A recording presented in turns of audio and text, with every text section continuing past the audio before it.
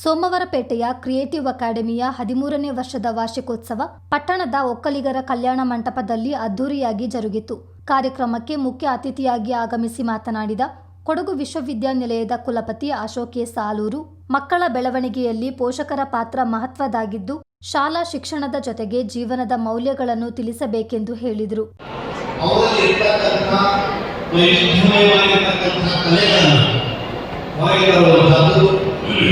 ಹಾಗೆ ಮಾಡುವ ಮುಖಾಂತರ ಅವರಿಗೆ ಅವಕಾಶಗಳನ್ನು ಕಲ್ಪಿಸಿ ಅವರ ಟ್ಯಾಲೆಂಟನ್ನು ಇನ್ನೂ ಹೆಚ್ಚು ತ್ವರಿತಗೊಳಿಸತಕ್ಕಂಥ ಒಂದು ಪ್ರಯತ್ನ ಈ ಒಂದು ಫೆಸ್ಟ್ಗಳ ಒಂದು ಉದ್ದೇಶ ಅಂತ ಹೇಳಿ ಬಹುಶಃ ತಪ್ಪಾಗಿದೆ.